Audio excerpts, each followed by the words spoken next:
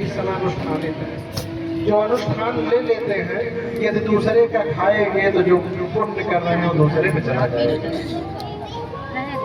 इसलिए अपना जैसे बने शुद्धता से, पवित्रता से उत्सव मनाते हुए करना चाहिए। कैसे मनाना चाहिए? उत्सव, जैसे अपने बेटी का विवाह कर रहे हो, ये भाव होना चाहिए। और हमारे कृष्ण से कुछ छुपा है कोई? उनको तो सब पता है। अरे जो भी भला बुरा है वो मेरे राम जानते हैं। जो भी भला बुरा है राम जानते हैं। जो भी भला बुरा है वो क्या हो जानते हैं? मेरे राम जानते हैं। जो भी भला बुरा है मेरे राम जानते हैं। जो भी भला बुरा है मेरे राम जानते हैं। बंदे के दिल में क्या है? बंदे के दिल में क्या है? ये बात कौन जानते हैं? बंदे के दिल में क्या है? मेरे राम जानते हैं। बंदे के दिल में क्या है राम जानते हैं। इसलिए खूब श्रद्धा से लास्ट लाइन इसकी है, किस्मत की बात को सब करते हैं लेकिन किस्मत में क्या लिखा है मेरे राम जानते हैं। समय कम है, कथा बहुत ज्यादा है। बोलिए भक्त वत्सल भगवान की जय। आइए श्रीमद् भागवत कथा के प्रथम स्कंद के प्रथम श्लोक को हम लोग गाएं। कथा बहुत और हम लोग जो नियम है उससे बहुत पीछे क्यों? समय के नाते अब भाव आ जाता है तो प्रसंग बढ़ जाता है। तो सभी कथाओं को प्रणाम करते हुए वहां तक पहुंचना है जहां तक आज की कथा है। कहाँ? परीक्षित जी को मृत्यु का भय उत्पन्न हुआ और सुखदेव जी महाराज आसन में विराजमान हो गए, वहां तक पहुंचना है। तो सभी कथाओं को स्पर्श करते हुए केवल भाव बना रहे हैं। आइए प्रथम श्लोक को हम लोग गायन करें और हृदय से अपने भगवान को।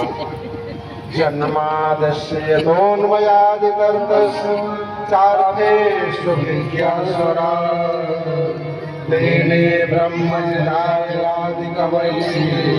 मुह्यन्ते यत्सूरयः।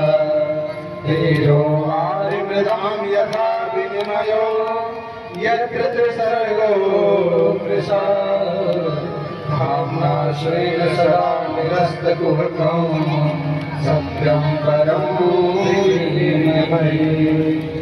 हम सब किसका ध्यान करते हैं? सत्यम परम धीमहि, उस परम सत्य का ध्यान करते हैं। कौन परम सत्य है? भगवान श्री कृष्ण ही परम सत्य है। क्यों? क्योंकि जब भगवान का अवतार होने को आया तो सभी देवता लोग उपस्थित हुए और भगवान को सत्य सत्य सत्य करके पुकारे। सत्यम सच्चिदानंद स्वरूपम श्री कृष्णम परम परमेश्वरम धीमहि ध्याये। हम लोग उस परम सत्य का ध्यान करते हैं। इसलिए देवताओं ने भगवान को अपने परम सत्य को जब आना हुआ तो बार बार सत्य कह करके पुकारा।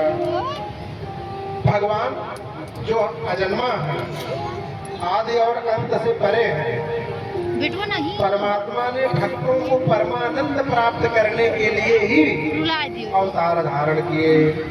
इसके घर प्रकट हुए वसुदेव जी के घर और जन्म लेते ही क्या हो गए? अन्वयादितरतः जन्म लेते ही तुरंत भाग लिए। कहाँ? जन्म लिए मामा के बंदीगृह में और जन्म लेते ही कोई पीढ़ी बड़ी भगवान के मुख नहीं पाई, कहाँ चले गए? गोकुल धाम।